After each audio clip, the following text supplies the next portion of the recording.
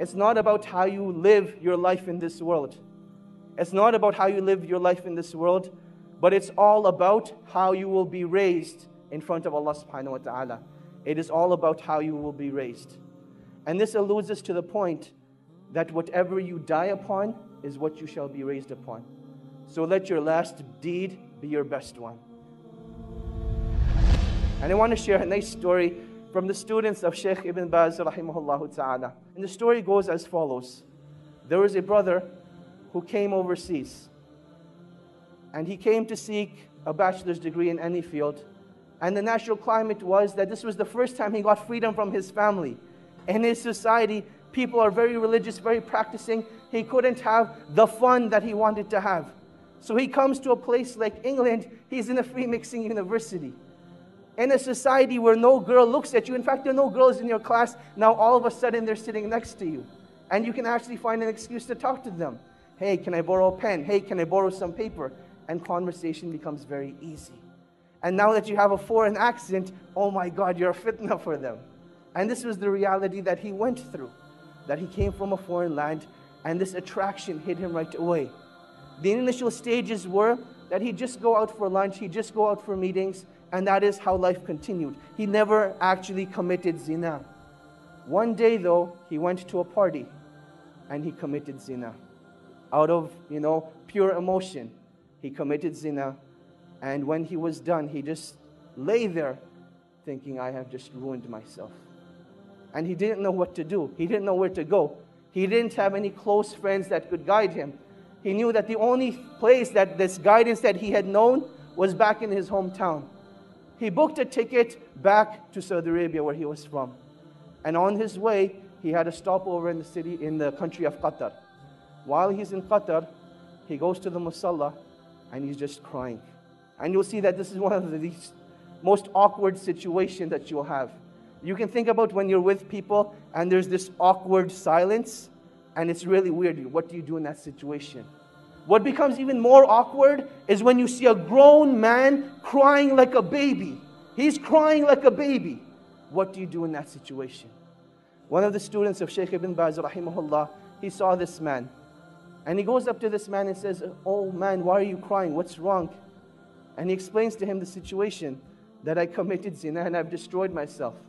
And the only way I can get rid of this pain is if I go back and have the hudud implemented on me. This is the only way I will be purified. The student calms the man down and he says, look, don't do anything rash. Let's go back to Riyadh together and we'll deal with the situation.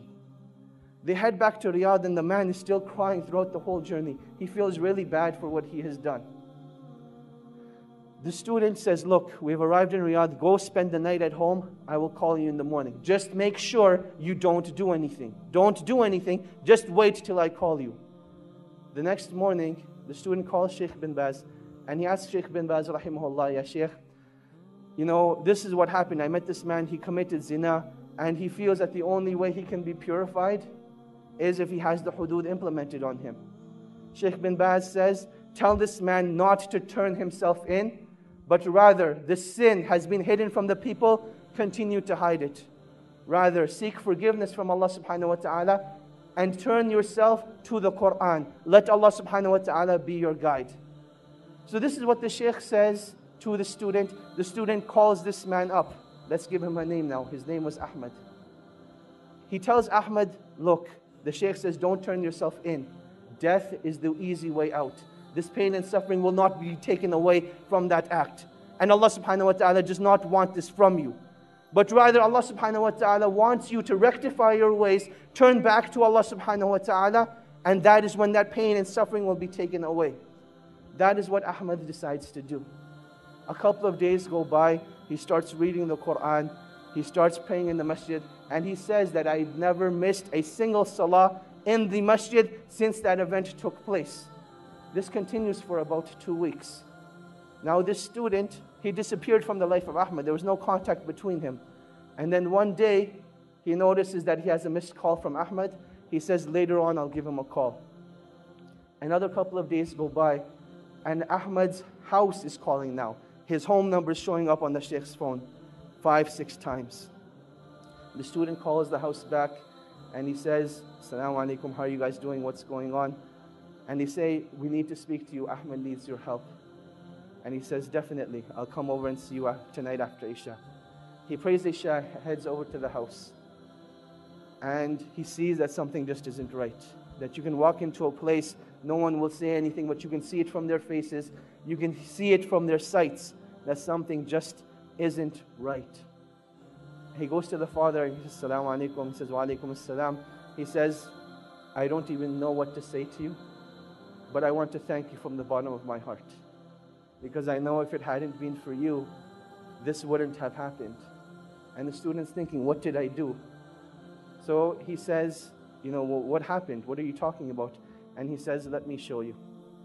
He says, Ahmed went and prayed Salatul Isha tonight. And he came back and he came to pray his sunnahs. And he was in his room for a really, really long time. And we went to seek him out. We didn't know what had happened to him. But I want to show you. He took the student to Ahmed's room. And there Ahmed was in sajda. And Allah subhanahu wa ta'ala took his life away at that time. And that is how he passed away. This is the story of an individual, not who was righteous, but this man committed ZINAA, one of the biggest sins in Islam. And this is how Allah subhanahu wa ta'ala took his life away. And inshallah, when he's resurrected, that's the deed he's going to be resurrected on, making sajda to Allah subhanahu wa ta'ala. And that is why when it comes to pain and suffering only becomes negative if it creates a barrier between you and Allah subhanahu wa ta'ala. But it becomes positive. Pain becomes positive, a motivation for you when it brings you back to Allah subhanahu wa ta'ala. And this is what every individual who's going through pain and suffering needs to realize. That this point of pain and suffering is not that Allah subhanahu wa ta'ala wants to punish you, but rather this is a calling from Allah subhanahu wa ta'ala. Oh my slave, come back to your Lord. Oh my slave, this is a reminder for you that I want to bring you back to me. And this is one of the wisdoms of trials and tribulations. That while we call each other on the phone, while we text message each other, the calling of Allah subhanahu wa ta'ala comes through trials and tribulations. And you can react one of two ways. Either you can deal with the pain at that moment and decide to get closer to Allah subhanahu wa ta'ala.